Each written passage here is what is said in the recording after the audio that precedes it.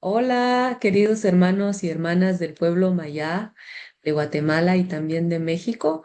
Estoy muy contenta y muy emocionada. Le damos la bienvenida a nuestro invitado Eduardo Chanquín y a ustedes también, muy emocionada de que nos estén escuchando. Por favor, tómense un tecito o si van haciendo tareas, simplemente disfruten esta conversación. Como hemos dicho, este espacio, Las Voces del Tiempo, fue creado como para sentarnos o caminar con nuestros abuelos, los abuelos con quienes nos sentábamos alrededor del fuego o con quienes caminábamos también y les apoyábamos en las cosas que era necesario. Escuchar las voces del tiempo significa que cada uno de nosotros fue formado por voces de abuelos, de padres, de hermanos, de amigos y seguro del ambiente en el que vivimos. Entonces, sin más preámbulo, le doy la bienvenida a Eduardo y quiero empezar preguntándote, Eduardo, ¿quién es Eduardo Chanquín? Cuéntanos. Como lo hablamos hace un momento, primero, gracias por la invitación. Creo que sí hace falta mucho esa parte de visibilizar a las comunidades y no lo digo por mí, porque también trato de hacer varias cosas enfocado a eso, darle voz a quienes más lo necesitan, tanto la naturaleza así como nuestra propia cultura. Soy una persona común y corriente, soy eh, perteneciente o descendiente de la cultura maya, en este caso a nosotros se nos conoce popularmente como lacandones, y aunque nosotros nos autodenominamos como Hachuwinik, que significa hombres verdaderos. Bueno, es una historia muy larga, pero simplemente me considero así una persona amante de la naturaleza y de mi propia cultura maya, y es lo que me ha traído o lo que me ha llevado a hacer lo que hago hoy en día. Muchas gracias, Eduardo. Y tal vez para quienes no conocen lo que Eduardo hace, pueden buscar sus videos. Lo vamos a poner en la descripción acá. Eduardo hace mucho trabajo de visibilizar el espacio donde él se encuentra, especialmente donde vive su pueblo. Y yo creo que lo más importante será que ustedes lo descubran. Así que vamos a dejar el enlace en la descripción para que ustedes puedan ver más del trabajo que está haciendo Eduardo. Muy bien, Eduardo. En Guatemala nosotros contamos con varios grupos mayas. Podría nombrarlos todos, pero son bastantes. Y realmente el grupo Lacandón para nosotros no es muy conocido. Entonces, me gustaría comenzar preguntándote, ¿cuáles crees son que son los principios del pueblo Lacandón que aprenden desde pequeños, o por lo menos que tú aprendiste con tu familia? Un poquito de historia con respecto a nuestro grupo maya. Nuestro nombre actual, que es como mayas lacandones o lacandones, se debe a una confusión de unos investigadores hace siglos atrás porque había un grupo que se llamaba así, realmente se conocían como Lacantum. Estaba en lengua maya cholti. En fin, los españoles llegan, lo someten después de varios siglos y al final se extinguen. Y hubo un cierto momento en que vuelven a encontrar a un grupo indígenas mayas que se encontraban aquí en la selva de México, en el sur, que se llama la Selva Lacandona, y encuentran a este grupo y era pues, nosotros. Y creían que eran los Lacantún que vivían en ese tiempo. La palabra Lacantún al final se castellaniza a Lacandón. Entonces descubren a este grupo y pensaban que seguían vivos, que no se habían extinguido y dicen, ah, mira, aquí están. Después de varias investigaciones, descubren que realmente nosotros no éramos ellos, que realmente ellos sí se habían extinguido, entonces nosotros, ¿quiénes somos? Y a través de estas investigaciones de investigadores antropólogos descubren que probablemente la teoría que ellos manejan es que nosotros, los lacandones actuales, pues venimos de Yucatán. Esa es como la teoría que es más aceptada, pero viene esta confusión de que se populariza este nombre en esta confusión y al final terminan por ponernos este nombre por parte del gobierno mexicano en 1970, entonces así se oficializa. Te contaba hace un momento de que nosotros nos autodenominamos como Hachihuinik, en maya, que significa hombres verdaderos. Ese es como el origen de nuestro nombre actual como Lacandones y de cómo se vino dando toda esa confusión hasta el día de hoy. ¿Cómo nos definimos nosotros? Nuestra cultura sí ha vivido como que ese proceso muy rápido de cambio.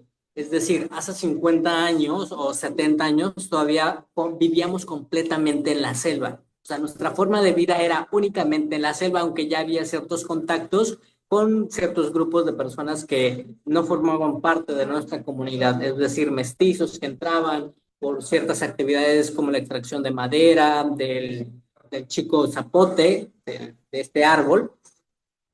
Y, pero, sin embargo, nos caracterizamos mucho con este vínculo que mantenemos con la naturaleza y creo que en muchas culturas, o en la nuestra como el maya, así como otras más, pues mantenemos esta estrecha relación y todavía mantenemos como que esa esencia de que somos parte de la naturaleza y de que nosotros dependemos también de la naturaleza. Algo muy bonito que sucedía y que creo que eso es lo que también marcó parte de mi vida es que una de las tradiciones que se venían repitiendo desde siglos atrás y generaciones es que los adultos mayores, en este caso los abuelos, nos reunían así en una fogata y nos contaban todas estas mitologías que hoy en día se consideran así, pero mis abuelos me decían que no, estas son historias, es decir, que ellos veían y observaban que en su momento sus papás o abuelos veían cómo el jaguar se convertía en una persona y que eran dioses y todo eso, para ellos fueron historias. Entonces nos reunían todos los niños jóvenes, nos contaban estas historias y estas historias era una forma de enseñarnos cuál era nuestro lugar en la naturaleza, de cómo debíamos de comportarnos y relacionarnos para no romper ese equilibrio. Y eso era una de las cosas más bonitas que me tocó vivir y que hoy en día ya no se practican. Entonces, nos caracteriza justo eso, de entender nuestro lugar en la naturaleza, de cómo debemos de relacionarnos. Hoy este tipo de costumbres ya no se practican. Hay muchas cosas que se han dejado de practicar. Hoy en día, por ejemplo, verás así con ese tipo de ropas de vestimenta, pero nuestra vestimenta se caracteriza por ser una túnica blanca, largo, tanto para hombres y mujeres, y hoy en día las mujeres se diferencian por tener una túnica floreada, aunque anteriormente no, tanto mujeres y hombres era totalmente blanco, pero así se ha venido dando como que esos procesos de cambio, además de que también teníamos cabello largo, yo ya no lo tengo, pero considero otras cosas más valiosas en esta búsqueda de forma muy personal de poder indagar quiénes somos, de dónde venimos y todo eso, descubrí que al final que los procesos de cambio se van a ir dando. Aquí la cuestión es que las diferentes culturas se tienen que adaptar de alguna u otra forma para preservar o al menos esa estructura o esa esencia. Pero para mí lo más valioso en ese aspecto es nuestra lengua. Podemos dejar de vestirnos, podemos dejar ciertas costumbres que a lo mejor ya no son tan necesarios hoy en día, pero algo que no debemos de dejar es nuestra lengua. Para mí es la conexión con nuestra historia, con nuestro pasado y podemos reconectar muchas cosas a pesar de que ya lo hemos abandonado, a pesar de que lo hemos olvidado. A través de nuestra lengua podemos comprender nuestros orígenes, el lenguaje de la propia naturaleza. Muchas gracias por compartir eso. Yo creo que estoy de acuerdo contigo que nuestras culturas o nosotros como grupos o como pueblos vamos evolucionando, ¿verdad? Nuestros abuelos mismos de generación en generación fueron evolucionando. Sin embargo, el tema ese de la lengua o del idioma es muy, muy importante, ¿verdad? Porque nosotros con un grupo de amigos estábamos estudiando unos textos mayas que ya fueron escritos incluso en la época de la invasión española, pero escritos en los idiomas mayas, ¿verdad? Y allí es como los lenguajes tienen su propio código, digamos. Hay ciertos términos que no se logran traducir literalmente, y solamente si tú eres el hablante del idioma puedes comprender a qué se refiere, ¿verdad? Algunas palabras pues llegan a caer en desuso, pero yo creo que la mayoría de las palabras se mantienen en el idioma. Suena muy interesante lo que decías, que tú todavía lograste escuchar historias que los abuelos compartían alrededor del fuego. Yo me puedo imaginar a ti como niño atento, con lo curioso que me imagino que siempre has sido. No sé si tú recuerdas una de las historias que haya sido tu favorita. Hubieron varias, por lo general, habían historias como que de miedo, como que eran una forma de hacer entender al niño de que si tú haces esto, los dioses te pueden hacer esto. Es decir, de que uno de nuestros ancestros que había ido a cazar muchos, bueno, aquí en México lo conocemos como tuzas, no sé cómo lo conozcan en Guatemala, estos topos, También tú usas. Ujú. y se había comido mucho de estos animales hasta el punto de acabar con ellas, de extinguir a su población, y que un día este ancestro, buscando más, se dio cuenta de que había una mujer debajo de un árbol y se acerca y bueno, para no hacerlo tan largo, la cuestión es que esa mujer era la mamá de los topos o de las tuzas. Era la hija, bueno, en maya lo conocemos como Kisin, la muerte. Entonces era la hija de Kisin y al final se lo llevan en el inframundo sin saber. Y bueno, él estando allá en el inframundo, este ancestro tenía que superar varios retos para poder regresar al mundo de los vivos. Y se dice que él fue el único ancestro nuestro que fue al inframundo y pudo regresar. Y él fue quien trajo todos esos conocimientos del más allá, de cómo es que llegan bueno, los que fallecen, qué tienen que hacer, qué obstáculos tienen que atravesar y todo eso. Pero el que haya ido al inframundo fue debido a que se acabó justo esta población de estos animalitos y uno de las cosas que tenía que hacer era repoblar nuevamente a estos animales contrayendo matrimonio con la hija de Kisin. Entonces, así, de forma muy a grandes rasgos, era justo una de las historias que nos contaba mi abuela en ese caso. De ahí tenemos muchas historias. La verdad, en este punto me sé muchas porque hace unos 15 años atrás, de repente me nació esa curiosidad de saber de dónde vengo, cuáles son mis orígenes, si realmente los investigadores tienen razón de dónde venimos o de todo lo que ellos dicen de nosotros. Y he ido investigando tanto con mis abuelos, tanto en los libros, y me sé muchas historias. Y hay algo muy bonito sobre una de las mitologías y es con relación a los dioses de la lluvia que utilizan las plumas de guacamayas. Estos con su abanico grande atraen la lluvia y que cuando dejan de usar este abanico de plumas de guacamayas, están justo sobre el cielo y para nosotros sí lo vemos como arcoíris, o sea, ya no como abanico. Entonces es un fragmento de la historia de estas mitologías. Y a través de las mitologías, bueno, mitologías se consideran hoy, pero siempre hago como que este paréntesis que prefiero tratarlo como una historia, a pesar de que tal vez no es que lo haya visto, pero prefiero tratarlo así. Pero estas historias o mitologías nos permite inclusive conocer más a profundidad sobre nuestra cultura, sobre nuestra cosmovisión, de cómo nos relacionábamos con la naturaleza, cómo podíamos entender lo que pasaba justo en ese instante o cómo lo interpretaban. Entonces es algo muy bonito que en lo personal es lo que me fascina de mi cultura y que ya se está perdiendo. Y aunque tal vez no lo comparta tanto en redes sociales, sí lo he compartido unas que otras por ahí, pero, pero hay muchas cosas que lo comparto tanto con mi familia, con mis hermanos, con personas o en las actividades que yo hago, porque también lo que estoy haciendo ahora, que a lo mejor los que no me conocen tanto, no me dedico nada más a hacer contenido en redes sociales, hago varias cosas.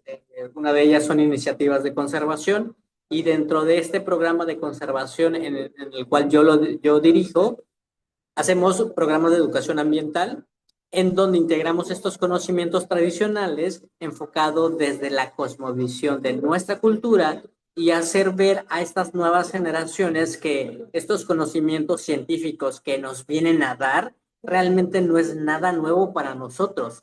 Nosotros ya sabemos, tenemos un vasto conocimiento de cómo podemos cuidar de la mejor forma la naturaleza a través de nuestro conocimiento cultural, de nuestra cosmovisión y todo eso. Y eso lo podemos descubrir a través de las mitologías. Y de esta forma los niños se sienten como que más maravillados de que, ah, esto no es nada nuevo, mi cultura me lo ha enseñado. Y bueno, se hace algo bastante bonito en ese sentido. Sí, he visto el trabajo que haces para el tema de educación ambiental en las escuelas y eso ha sido muy inspirador, muy motivador y realmente me da mucho gusto que tú hayas tomado la iniciativa porque con el conocimiento que trajiste desde tu cultura, ¿verdad? Un momentito. Entonces, con el tema de la conservación, el poder traer el conocimiento que trajiste de tus abuelos y de tu crecimiento, digamos, de todo tu ambiente, eso es algo que admiro mucho y eso es algo que me animó bastante a invitarte.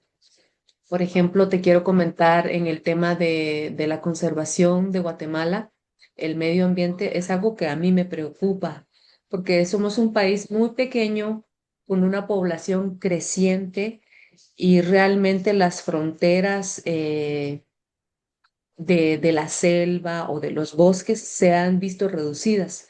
Tenemos comunidades en las que los bosques comunales se protegen, pero son muy, muy pocas, son pocas. Y el tema de la selva petenera en Guatemala también es preocupante, ¿verdad? Porque van avanzando temas de agricultura, pero también de industria. Entonces, eso me animó mucho a invitarte porque yo quería que nuestros pueblos también conocieran esa iniciativa que tú tienes. Muchas veces tomamos el rol de pelear, digámoslo así, para que se respete el medio ambiente, pero viendo una iniciativa como la tuya, eso nace desde las comunidades, desde nuestros pueblos mismos con el fin de decir, oigan, podemos conservar nuestro ambiente, podemos conservar la naturaleza nosotros mismos, las herramientas, los conocimientos ya los tenemos y vamos, hagámoslo, sigamos adelante. ¿Cuál sería tu motivación al haber comenzado todo esto y sobre todo a una edad tan joven? A mí me gustaría mucho que tú inspiraras a otros compañeros. Nosotros entre grupos mayas nos llamamos hermanos. Espero que tú puedas sentirte parte de este grupo también. ¿Cuál sería tu mensaje para ellos y cómo fue que tú te motivaste a esto? Bueno, no solo para los jóvenes, para todos. Creo que algo importante que de repente se nos olvida es que somos pueblos originarios. Aunque también me causa conflicto, no me gusta ponerme etiquetas. Pero bueno, esos son como los conceptos que hay. Somos indígenas, pueblos originarios, y, y eso nos hace saber de que seamos conscientes de que somos parte de la naturaleza. Y el ignorar la naturaleza es ignorarnos a nosotros mismos como cultura, porque ya sea como mayas o como otro tipo de culturas que existen en toda América, o sea, nuestra identidad está muy vinculada, o sea, que mantiene un vínculo intrínseco, no podemos separarlo. Así que creo que el dar o aportar algo a la naturaleza nos hace ser nosotros mismos. Y en lo personal, a mí, creo que parte de esto, de este sentimiento muy arraigado que tengo, sin ser muy consciente desde muy niño, y la forma de cómo nos educamos dentro de la selva, fue de las cosas que me llevó hasta este punto. Una de las cosas que a lo mejor o fue el punto de partida es que, por ejemplo, caminando por la selva, mi papá íbamos allá adentro hacia una milpa.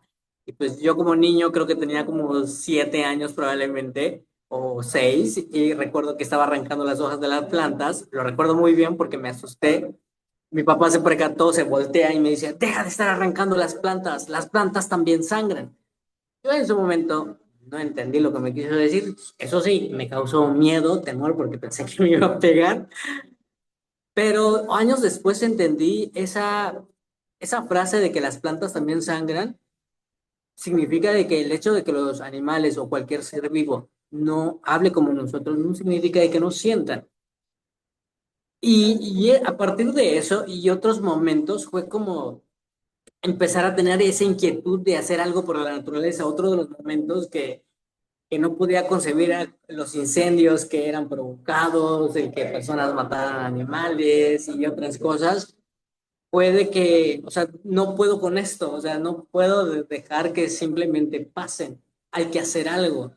Y sí, de niño, de joven, y a veces nos enfrentamos a diferentes retos como indígenas, porque alzamos la mano de yo como joven quiero hacer esto por mi territorio, por la naturaleza, por mi cultura, a veces no te toman en cuenta. Entonces llegó un punto en que me cansé y empecé a hacerlo yo mismo, porque eran pequeñas cositas y aunque digan, no es que de nada sirve lo que tú haces, al final muchos están generando un impacto negativo, eres tú solo, de nada sirve, pero al menos me hacía sentir bien, de que estaba contribuyendo en mi propia casa, que es la selva. Y, y por eso digo de que al final mi cultura me motiva a seguir haciendo esto. Mi familia, de lo que me ha inculcado de sus conocimientos tradicionales, es lo que me ha llevado hasta este punto. Entonces, mi cultura principalmente es lo que me motiva, mi familia es lo que me motiva, mis historias de generaciones que se nos han transmitido es lo que me motiva a seguir eso. Tal vez sea algo fantasioso querer salvar a la naturaleza, pero al menos sé que lo intenté y por eso sigo haciendo estas cosas. Y algo que coincido contigo es yo no busco pelear con la gente, o sea, los que a lo mejor talan, los que cazan, porque hay que entender también las comunidades, muchas comunidades no tienen las mejores condiciones de vivir. Y eso hay que aceptarlo, y a veces lo hacen por necesidad, por sobrevivir. Y el conocer ese contexto permites generar esa empatía y abres ese canal con esas comunidades de comprender y decirle, mira, están otras alternativas y si yo puedo ayudarte, podemos hacer estas cosas. Entonces, cuando las comunidades observan que tú eres empático con su situación, al menos se dan ese momento para escucharte y, y tal vez no cambien su actividad, pero al menos van a estar conscientes de que existen otras posibilidades. Y a lo mejor ellos no van a hacer ningún cambio, pero al menos sus hijos van a hacer ese cambio, lo que ellos no pudieron. Y eso es lo que he ido aprendiendo a lo largo de este año, de que tal vez yo no busco que las personas cambien de pensamiento, de parecer, pero al menos que estén conscientes que hay otra posibilidad y que a lo mejor ellos no lo puedan hacer porque sus condiciones no se lo permiten, pero al menos sus hijos o las nuevas generaciones tienen la posibilidad de hacerlo. Entonces, y no lo digo por yo decirlo, porque yo lo escuché de un señor, de una comunidad que deforesta, que está haciendo otras cosas de sembrar o cambiar el uso de suelo, y me decía, yo no puedo hacer nada, tengo que generar, llevar comida a mi casa. Yo sé que no puedo cambiar, pero mis hijos, el traerlos aquí en este lugar, en donde ustedes comparten lo importante que es la naturaleza, yo espero que mi hijo no siga este camino que yo estoy haciendo. Entonces, son de esas como que lucecitas que te dan esperanza de que está bien. Tal vez no cambiemos a todo el mundo, pero con que cambiemos a unas cuantas personas, de que formemos líderes en las comunidades y que lideren esos cambios, creo que con eso es suficiente. Muchas gracias. Yo espero realmente que a todas las personas que nos están viendo, que nos están escuchando, puedan ver mucho más del trabajo que está haciendo Eduardo y puedan conocer realmente la iniciativa. Y es muy hermoso ver cómo ha crecido lo que tú has estado haciendo, que comenzó con unos videos y ya ahora tienes una propuesta que ya está en marcha y que creo que tiene muchos frutos. Muchas felicitaciones, es un gusto. Ya vamos terminando y como decías, la realidad muchas veces es que no podemos, pues muchos dependemos o no, no todos, ¿verdad? Pero hay personas que dependen exclusivamente de la agricultura. ¿Cuál sería tu consejo para aquellas personas que quieren un cambio, pero en las prácticas de agricultura? Porque las prácticas de agricultura han recibido mucha cuestión de, por ejemplo, que utilizamos fertilizantes, muchos químicos, etcétera. Por ejemplo, ¿crees tú que es posible cambiarnos a una agricultura mucho más sostenible? Sí, yo siempre digo que se puede siempre y cuando uno quiera. Y en cuanto a las comunidades, creo que es complejo, no imposible, pero creo que el trabajar en procesos entre varios actores, desde instituciones gubernamentales, ONGs, personas simplemente que quieran hacer y acompañar esas comunidades, es importante visibilizar como que esos beneficios que puede generar el cambiarse o adoptar mejores prácticas sustentables. Creo que por ahí está. No va a suceder de la noche a la mañana porque no es algo que quieran hacerlo así, pero creo que el que sea un acompañamiento en procesos, creo que eso es lo más adecuado. Es difícil cambiar de parecer porque es lo que se enfrenta en esta zona, porque aquí trabajan la ganadería, la agricultura, la palma de aceite que se ha ido dando un crecimiento muy, muy grande. Y bueno, al final de cuentas es justo eso, de que a las comunidades les cuesta generar o ver otro tipo de fuentes, otras alternativas. Y por lo general este tipo de actividades son como los beneficios a corto plazo y las actividades que son más sustentables, por lo general los beneficios son como que a mediano, largo plazo y las comunidades a veces no pueden esperar tanto. Se puede, sí.